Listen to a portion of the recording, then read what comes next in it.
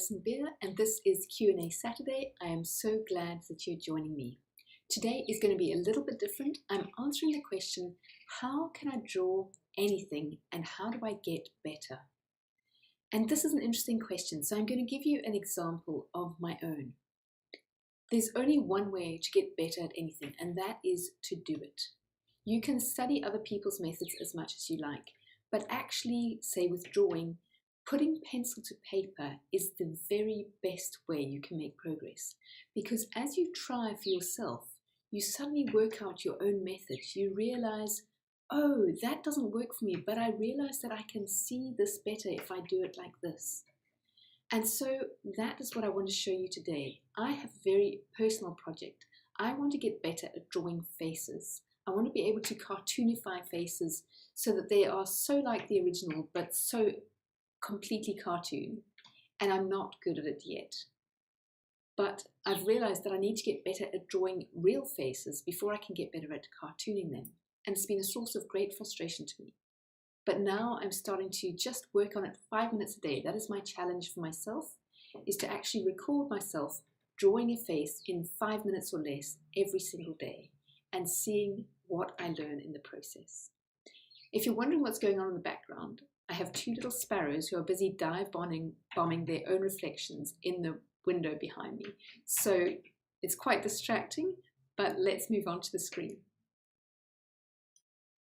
When we come to draw something, often we get bogged down in the detail, and that's my first tip to you, is look for the big shapes. Look for a big shape such as I'm doing here, where I'm using this oval to define the lady's oval face. The next thing to do, once you have decided on the biggest shapes and captured them, is to use crosshairs or perhaps a rule of thirds grid to divide up that space within the large shape so that you know where to position things in relation to it.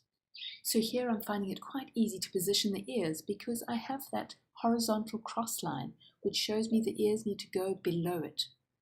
So I can fill in the little bit of hair in front of each ear because I can see once again where it is in relation to them. Now I'm going to take a look at the hair because part of her hair extends out above her face. And so if I can fill in the outer proportion of her hair, I can come back to her actual hairline, which is where her face, the oval of her face and her hair interact. So now I can work on this very distinct shape that we've got, the few strands going to the left, and now this very distinct fringe or bangs that she has to my right. You see how that takes up part of the oval that we're working with. Now once again, working in relation to something, in relation to the horizontal crosshair, it's so easy to go in and put in something that will represent her eyebrows, just these simple arcs. And now just below her eyebrows, once again in relation to things, there's the part of her spectacles which crosses her nose.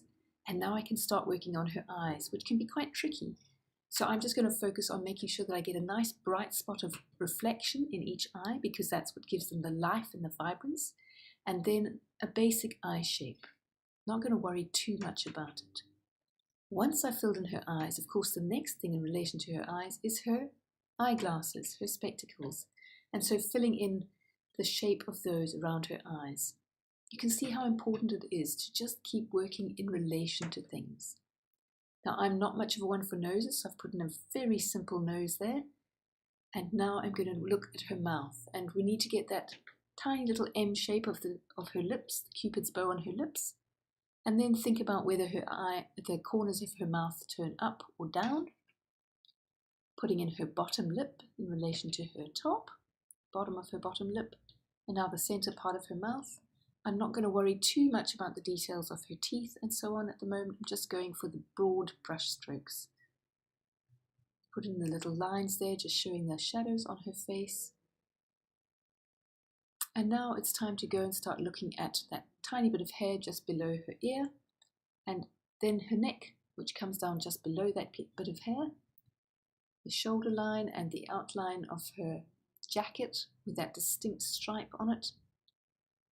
And then the other side of her face, you can see that the line of her neck doesn't come from below her ear on this side because her face is slightly turned towards us. So it comes more out of her jawline. put in the other shoulder, and once again the line of her jacket with that distinct stripe. Now you can see that we filled in a lot of it. I'm just fiddling around a little bit with her mouth. You can see that I actually want to put in those teeth, but I'm not going to. It's just too much detail right now. Let me look at this hair again and possibly erase some of the lines that we don't need now. So I'll come back and take out this bit of the oval, which we don't need anymore, and that crosshair, not needed anymore, but so useful to get my proportions going at the beginning. And now I can look a little bit possibly at something like light and shade. So you'll see there's a bit of darkness below her jawline on the right hand side, and then a bit of shadow also on her neck at the left hand side. But this is drawn in real time, so I haven't worried too much about the itty-bitty detail or accuracy. I'm more interested in 5 minutes of daily practice so that I actually do get this done and I can improve. So that's my answer to the question, how do I improve at drawing absolutely anything? I hope you found it helpful. The first tip I have for you is to look for the big shapes. Don't get bogged down in the detail. Go for a big shape like that oval that I went for to define the first big thing that you see in the picture. The second tip that I had for you was to divide up that big shape that you know and can draw into something, either using those crosshairs like I did for the face, showing where the eyes and the nose are, or else a grid is also a good system if you are drawing a scene, something like a grid which divides the page in some way so that you can relate what part sits where if you're copying or looking at a scene. The third and final thing is just practice, practice, practice. 5 minutes every single day and you are guaranteed to make progress. But without practice, it doesn't matter how many videos you watch, you're just not going to see improvement. Did you like this video? If you did, please give it a thumbs up on YouTube and of course subscribe to my YouTube channel. And if you'd like even more tips from me that I only share on email, head on over to my website www.alisonbeere.com and sign up there for email updates. Keep practicing, keep putting pencil to paper, because every time you do, you make a tiny bit of progress, and that adds up to an enormous amount over time. Thank you so much for watching. I'll see you next time on Q&A Saturday.